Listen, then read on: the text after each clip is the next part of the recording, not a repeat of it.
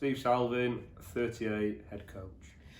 Thanks for that, Stevie. So whilst most of us have known you for some time, we don't actually know that much about you. So I just want to use this session, I think, as a bit of a get to know you one. Okay. So if you could tell us where it all started, where you grew up, how did you get into rugby? So I'm a Sheffield lad. Went to Tapton School in Sheffield. Started playing rugby. First age group I played, I think, was under 14s. I went down to Abbeydale, Sheffield Abbeydale, actually off the back of the '95 World Cup. So I suppose my inspiration for getting involved in the game was probably Jonah Lomu, because that was the World Cup that where he made his name. But the game I probably remember the most is that England beat Australia in the quarter-final. Tony Underwood scored a great try and Rob Andrew dropped a goal to win it. So yeah, it was off the back of the World Cup that I got into rugby. So I went down 13, 14 years old, played my rugby down there until I was about 17. I joined the academy at Leeds, actually with Stuart Lancaster was the coach there at the time. So I had a year there as an under 18-year-old, and then when I got to leaving school age, I went down and joined the academy down at Bath, and I had 3 very enjoyable years down there. Right, okay, excellent. So how did the transition from Bath to Rotherham Titans come about? So I had some fairly significant injury issues when I was down in Bath. Had 2 or 3 shoulder reconstructions. My final year down there, I didn't really play any rugby. I think I probably played 2 or 3 games. So, you know, expected I was released from the academy. And it was just at the time that Rotherham got promoted to the Premiership for the second time. And it would have been Mike Schmidt at the time offered me an opportunity to come here full time, and it was perfect for me really, because it gave me an opportunity to move back home, having lived in Bath for 3 years, and another opportunity in a full time rugby environment. And looking back at that time, part of the squad in those days was certain Mr. Lee Blackett. Do you remember him? Yeah, absolutely. Yeah. So I came in, as I said, at the start of that year. Lee would have been in the academy here with Jeff Wappett and Andy Northey, and those lads phased into the first team squad during that year. So Lee made his debut that year for the first team. But yeah, me and Lee we would have played a lot of A-team rugby together, Monday nights at Abbeydale or at Don Valley, or away from home as well. And there's a couple of other pretty well-known people floating around then. Obviously Dave Strettle was in that age group as well, so there were some pretty talented players in that group. Now, unfortunately for you, Steve, I think you were only 21 at the time while you were here. You had a career-ending injury? Yeah, as I said, I'd had the issues at Bath. Which ended up being my 5th and final operation. I played. So when I joined Roth, I was only 21. The club had just gone up into the Premiership. I went on loan to Wakefield, who at the time would have been, I think it was called National 1 at the time, but would have been in the equivalent of the Championship. To get some playing experience. But I come back on Monday nights and play A-League rugby, and I think it was January, February time that year. We played Leicester at Don Valley on a Monday night. We went to make a tackle, got in an awkward position, and really dislocated my shoulder again, and it meant I had to have fairly significant surgery to reconstruct it and have things put back in place that had come out. So yeah, that meant I ended up playing professionally. I did have a bit of a crack at playing again. I think about a year, 18 months later, I went back down to Abbeydale and played some games down there at sort of level 4, level 5. but by then I knew I couldn't really do what I wanted to do when I was playing. Right, so must have been a difficult time for you mentally, Steve. You know, you dreamt of being a professional full-time rugby player, and at 21, 22, your playing career come to a grinding halt. Can you remember those times? Yeah, it was tough. It was tough. I think the thing that probably made it bearable was the fact that I was really fortunate that I had to go into the real world at 21, 22 off the back of the injury, and I wasn't going to be a professional player. But I managed to stay in the game because I got a job in coaching straight away. Off the back of funnily enough at the time, a guy called Dickon Edwards, who was a successful coach himself, coached England 20s, coached the first team up at Yorkshire Carnegie. He was the South Yorkshire Rugby Development Officer.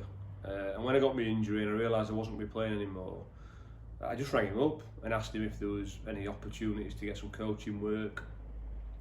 And I'll always be grateful for him because he, within the space of about 3 or 4 months, off the back of giving me some casual coaching hours and supporting me starting my coaching badges, he gave me a full-time job as a community coach. So, you know, fairly basic stuff, sort of going into schools and clubs and trying to increase participation. But as I said, it allowed me to do my coaching badges. During that time, he became academy manager at Leeds. So again, that allowed me to start doing a little bit of academy coaching and a little bit of coach development for myself. So I was really lucky, really, that although, you know, it was gutting to lose the opportunity to be a professional player, but I was really fortunate that I managed to find a job pretty quickly that firstly meant I could earn a living, but secondly allowed me to stay in the world of rugby. From the community coach, Steve, which obviously you enjoyed that, you ended up Doncaster Knights Academy? Yeah, again, quite fortunate really. So I worked, Dickon had 2 coaches working underneath him, myself and a guy called Tom Ryder. And while we were working for Dickon, Tom got a job at Doncaster running their community department. And I got a phone call off Tom one day saying that Doncaster were thinking of setting up an academy themselves and they wanted a full-time academy manager to come in. And I don't know how long it took, but over the course of sort of 2 or 3 months, something became available. I interviewed and I got an opportunity to be a full-time academy manager, which again, great experience, worked with some brilliant people. Lynn Howells was the director of rugby there at the time, who was just a brilliant bloke. Justin Bishop, Brett Davey. I worked with some pretty good strength conditioning coaches as well. Scott Pearson, Aled Walters, who's now at Leicester. But I had a great 3 years there. It was around the time the championship was going through a bit of a boom as well, with it becoming the championship, and there'd been a little bit of money coming into it. It also coincided with Doncaster going through a little bit of a tough period as well, and the academy ended up closing. I got made redundant after 3 years, but the experience and the opportunity to run what was essentially a sort of aspirational / elite programme was brilliant. So fortunately you got made redundant, never a nice thing to go through, Steve. But that led you on to another local club, Sheffield Tigers. Yeah, it meant getting a job in the real world as well. So Sheffield Tigers was brilliant. Honestly, I really enjoyed coaching down there. I worked with Gregor Hayter and Andy Barnes, who both played here in the past, and John Feely. So it was the 4 of us that sort of looked after the coaching side of things. I had a great time down there, but as it was a part-time role, I had 2 or 3 different jobs in that time actually. I did some labouring for a building mate. I worked in recruitment briefly, pretty unsuccessfully to be honest. And I also had a little bit of a stint of selling solar panels as well. Again, probably quite unsuccessfully. But as much as I loved the coaching side of it, I always probably wanted to get back into full-time rugby. So following your departure from Sheffield Tigers, you ended up at Worcester Warriors. Can you tell us a little bit about that? Yeah, as I said, I was keen to get back into full-time rugby. I saw a job advertised for an assistant academy manager at Gloucester, which I applied for. I was unsuccessful in getting, but the guy that got it was an academy coach from Worcester. And I mentioned Scott Pearson earlier, who I worked with at Doncaster. He was at Worcester at the time as a strength and conditioning coach, and he rang me up and said, look, the guy that was doing this job here has gone to Gloucester. Would you be interested in the job down here? So I said, absolutely. I applied for it, went through the interview process, fortunately got that. And it was a good experience for me, really, because I was about 29, 30 at the time. I was single. It meant I moved away from home for a couple of years, did something different, got back into a full-time rugby environment, met and worked with some brilliant people, and to be frank, absolutely loved it down there. I've still got a big soft spot for Worcester as a club now. Funnily enough, I had a long conversation with a mate who I work with down there just this morning on the phone, and I'm still in touch with a number of people that I work with down there. So yeah, I said I've got a big soft spot for that place. It's a real good club. Okay, looking down your CV, Steve, you exited Worcester and you came to Rotherham Titans in the season 2014-2015. Yeah. Head coach at the time at Rotherham was Lee. Yeah. What can you tell us about that period? Yeah, so I've done a couple of years at Worcester. Lee got the head coach job, and I actually spoke to him when he immediately after he got the head coach job about potentially coming in that season. Ultimately, it didn't end up happening, but we had a discussion again in a year's time, and I felt it was the right time for me to make a transition into professional senior men's coaching, and the offer was still there from Lee, so it worked out really well because I said I knew Lee knew me, we were both sort of young ambitious coaches, and ended up having 3 years up here with three different head coaches, and obviously the season with Lee was the most successful season, but yeah, it's a funny club, this place. It tends to get in your blood. Hence I found myself back here. But that's how it came about. Yeah, just on your first year then, before we go through the other two coaches you worked under, any particular highlights you remember from the 14-15 season? It was a great year because obviously we got in the top four again and we competed against Bristol in the playoffs.